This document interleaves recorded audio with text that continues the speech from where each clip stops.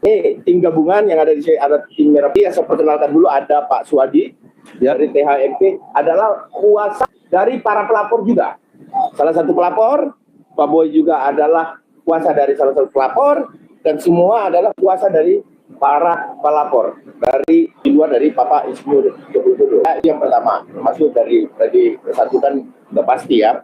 Nah, yang saya ingin sampaikan adalah hari ini kita akan membawa surat permohonan tahap 2, di mana tahap 2 ini kami mohonkan untuk dilakukan penahanan.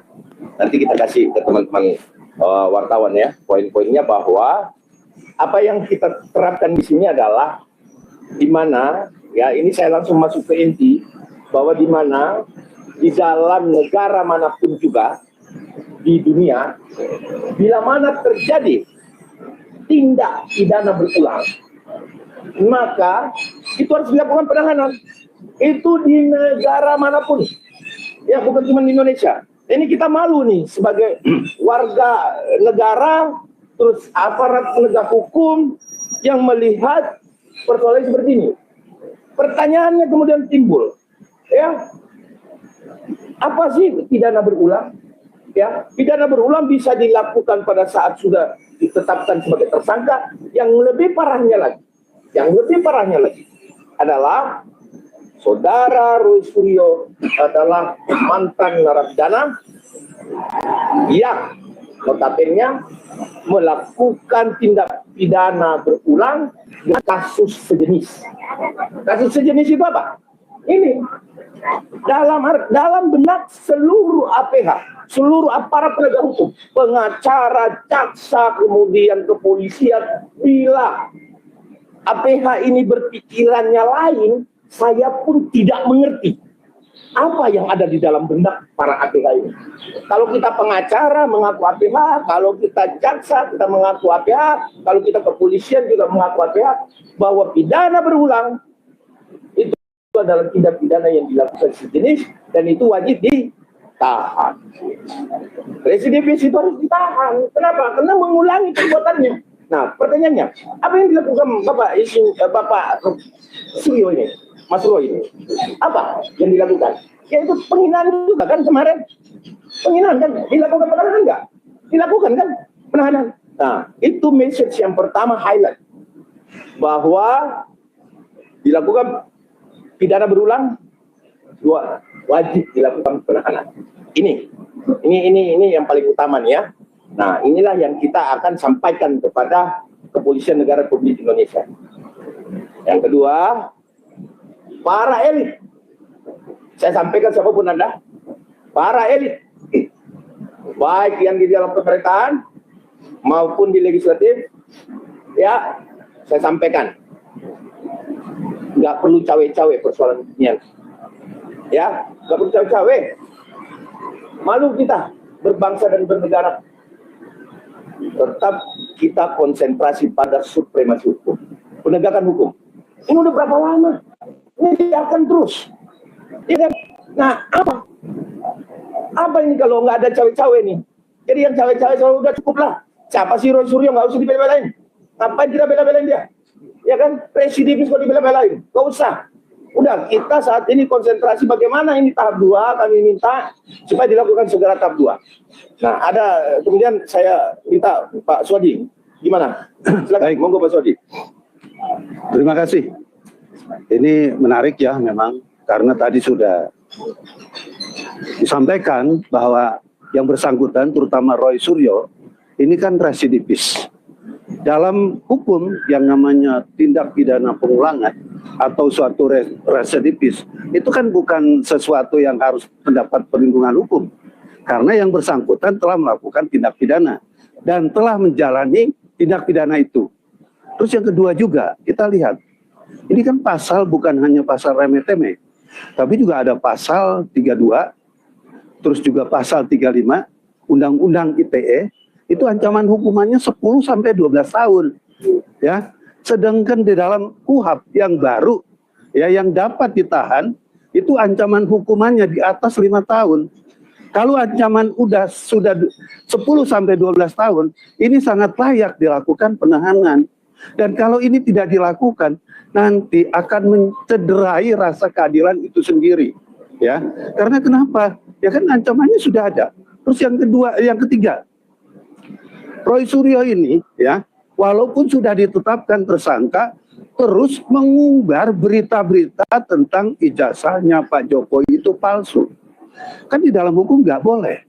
Karena di dalam pasal KUHP yang baru pun itu dilarang mengulangi perbuatan-perbuatan yang harusnya setelah ditetapkan sebagai tersangka, hal-hal yang berkaitan dengan masalah isu ijazah palsu itu nggak perlu lagi dibicarakan. Tapi ini kan terus berulang. Terus di mana letak bagaimana melindungi Roy Suryonya? Kan nggak ada. Makanya kita juga menghimbau, tadi sudah disampaikan, bahwa siapapun yang ada di belakang ini, kita sudah tahu, memang ada yang mengangkangi, memang ada yang punya kepentingan kepada Roy Suryo.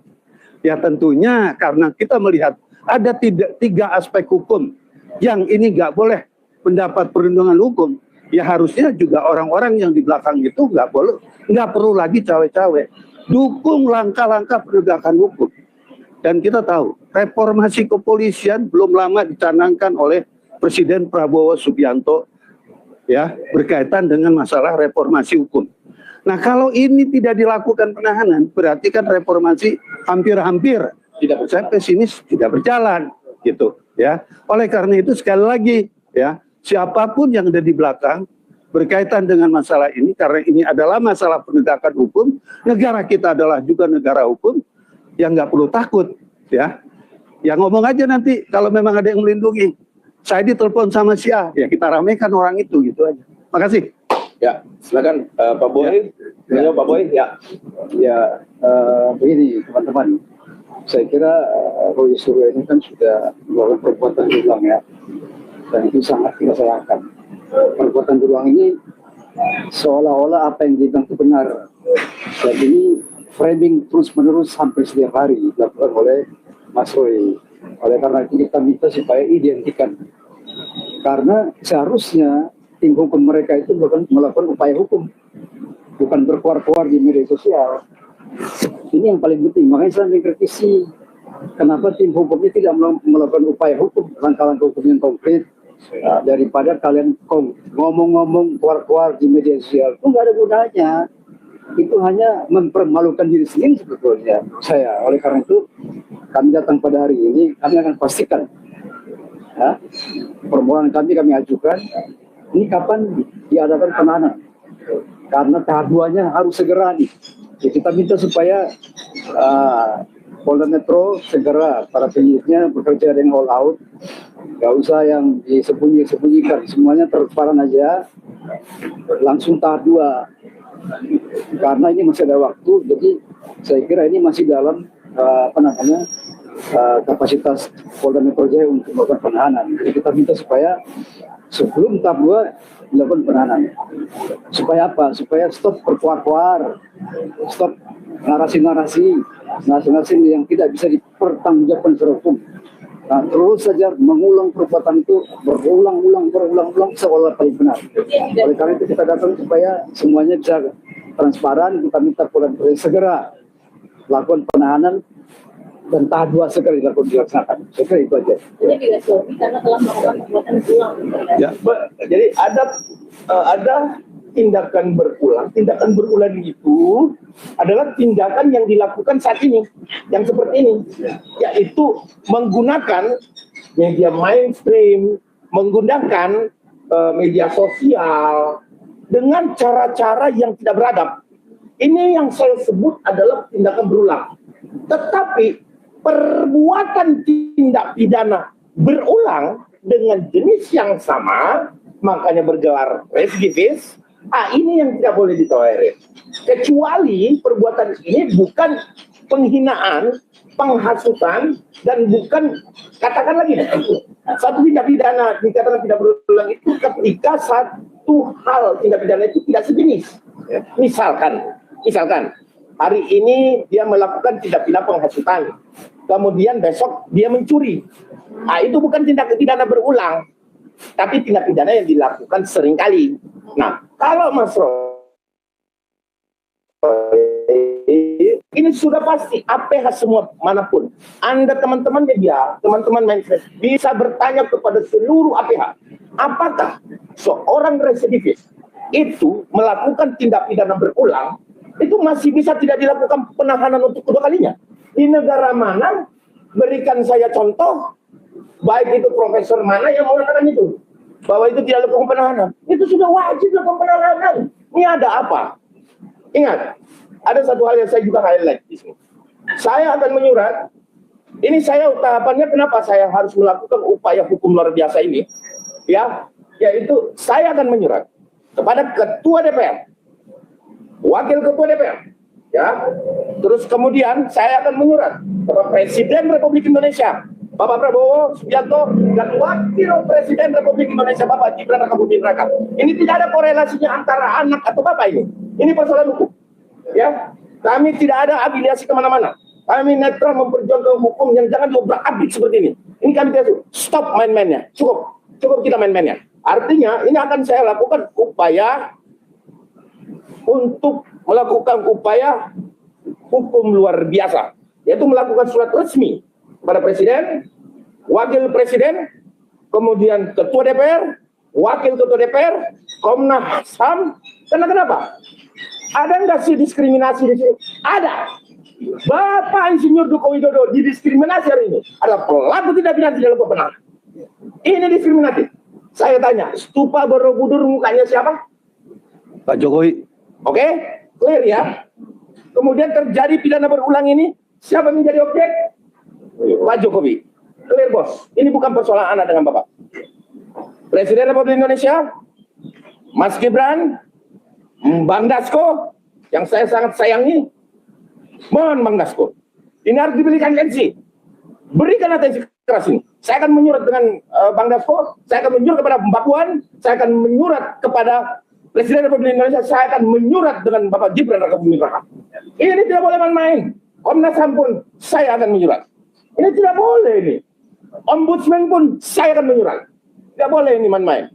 Kita tidak boleh membiarkan hal-hal ini terjadi di Republik. Besok-besok kami boleh ditanyakan, kami semua di sini sebagai advokat, ya, baik yang senior-senior saya, sepakat gak beliau-beliau ini ketika Megawati dihina seperti ini? Tidak. Sepakat gak kita ketika seorang Susilo Bambang Yudhoyono dihujat seperti ini? Tidak. Kami sama tindakannya, akan melawan setiap ini. Ini adalah bapak bangsa kita semua. Gak boleh begini. Jangan ada yang main-main soal ini. Saya akan menyurat. Utamanya saya minta atensi kerasnya kepada Ketua DPR dan juga Komnas HAM. Walaupun mereka mengatakan ini sia-sia, tidak apa-apa. Kita lihat bahwa Allah tidak tidur. Gusti Allah ora sare. Hari ini Anda bisa menang dengan kehebatan Anda memainkan politik praktis, tapi besok lusa Anda akan ditagih oleh Allah Subhanahu wa Ta'ala. Cukup main-mainnya. Saya sampaikan, cukup main-mainnya. Sekarang saatnya penegakan hukum. Berikan kami contoh yang mudah-mudah ini.